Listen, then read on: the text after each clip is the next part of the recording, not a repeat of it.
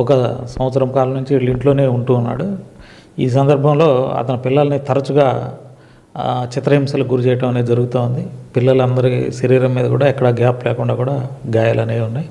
అతని మీద చట్ట ప్రకారంగా కఠినమైన చర్యలు తీసుకోవడం జరుగుతుంది. దీనికి అతనికి చేసినటువంటి చర్యలకి ప్రోత్సాహం ఇచ్చిన తల్లికి కూడా చట్ట ప్రకారంగా ఆవిడ మీద కూడా కేసు నమోదు చేసి చర్యలు తీసుకోవడం జరుగుతుంది.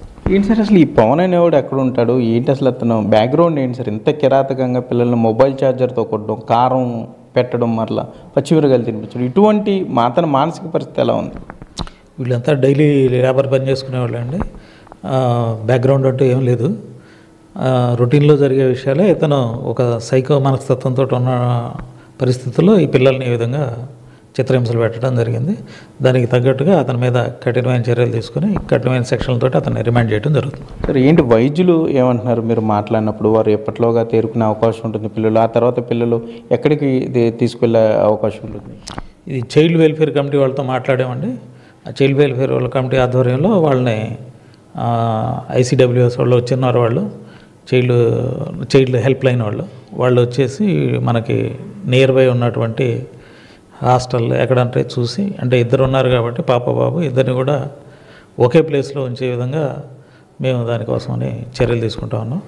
అది ఎక్కడ అవకాశం ఉంది దాన్ని బట్టి వాళ్ళని చేర్చడం జరుగుతుంది.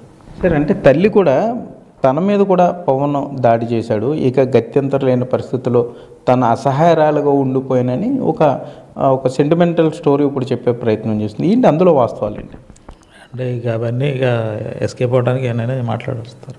సార్ ఏంటి ఇప్పుడు పవన్ పోలీసుల అదుపులో ఉన్నాడా? ఏ సెక్షన్లో అతనికి అప్లికబుల్ అయ్యే అవకాశం ఉంటుంది? అతను ఇంకా అరెస్ట్ చేయలేదండి, అరెస్ట్ చేస్తాం. ఓకే, అయితే మొత్తం మీద చూసుకుంటే ఈ పవన్ అనే వ్యక్తితో తల్లి వివాహేతర సంబంధంలో ఉంటూ పిల్లల మీద అత్యంత దారుణంగా ఇతను దాడి చేయటం, కానీ వీటన్నిటి మీద తప్పకుండా చట్ట ప్రకారం కఠిన చర్యలు తీసుకుంటాం, పిల్లలను కూడా సంరక్షణ కేంద్రంలో ఉంచుతాం. తర్వాత ఇటువంటి కేసుల్లో తప్పనిసరిగా చట్ట ప్రకారం ఈ పిల్లల మీద ఈ గృహహింస కానీ లేకపోతే బాలికల మీద లైంగిక వేధింపులు కానీ ఇటువంటి చట్ట వ్యతిరేక పనులకు పాల్పడే వారిపై కఠిన చర్యలు తప్పవని కూడా జంగారెడ్డిగూడెం డిఎస్పీ రవిచంద్ర హెచ్చరించే పరిస్థితులు అయితే ఇక్కడ ఉన్నాయి. కెమెరామెన్ భాగీరథ్తో సాగర్, బిగ్ టీవీ, జంగారెడ్డిగూడెం నుండి. ఏలూరు జిల్లాలో అమానుష ఘటన చోటు చేసుకుంది. ఇదే అంశంపై వారి కుటుంబ సభ్యులు కూడా బిగ్ టీవీతో మాట్లాడారు. అదొకసారి ఇప్పుడు చూద్దాం. ఇప్పుడు సెల్లో పొద్దున్న ఎవరో పెట్టారండి, వాట్సాప్ సెల్లో చూసానండి. చూసి మేము వచ్చామండి, మాకు తెలియదండి. మరి పిల్లల్ని పట్టించుకోలేదమ్మా? ఎక్కడున్నారు ఏంటి? ఉన్నారు, జంగారెడ్డిగూడెం అని ఉంటున్నారండి. ఎప్పుడన్నా వచ్చి చూసి వెళ్తాం. మొన్న ఒకసారి తీసుకొచ్చినప్పుడే కొంచెం వాదలుగా కనపడియండి. బట్టలు వేసేసాక ఈ చేతులు కొంచెం కనపడితే ఏంటమ్మా అయ్యి అని అన్నా. అంటేను తప్పు చేశాడు, పెన్సిల్ దొబ్బేసాడు బళ్ళు, అందుకే కొట్టాను అందే. అంటేను అలా కొట్టుకోకూడదు కదా శారదా అని మందలించాను.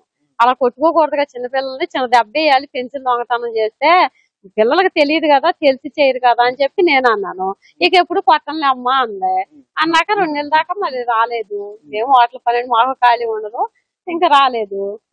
పొద్దునేమో సెల్లో చూసి వచ్చాం అనమాట. ఇంకా ఓకే, మీరు ఏమంటారు? పిల్లల్ని మీరు సంరక్షించుకుంటాం, మేము పెంచుకుంటాం అన్నారా? ఏమన్నారు పోలీసులు? ఏమన్నారు? వాళ్ళు ఎక్కడో వేస్తాం అంటున్నారండి, చిల్డ్రన్ హోమ్స్ లో పెడుతున్నారండి. దయచేసి మాకు రికవరీ సాయం చేసండి, పిల్లల్ని మేము అప్రూవం చూసుకుంటామండి.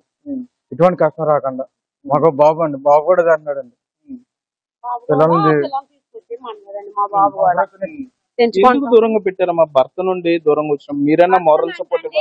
అలా కాదండి, 7 సంవత్సరాలు బాగా చూసుకున్నాడండి. వాళ్ళ నాన్నగారు చనిపోయాక తాగుడికి బానిస అయిపోయి ఇంట్లో ఏమి పట్టించుకోకపోతే వీళ్ళు ఆకలితో మళ్ళా మాడిపోతున్నారు అంటే 4 కేకలేసి అయ్యా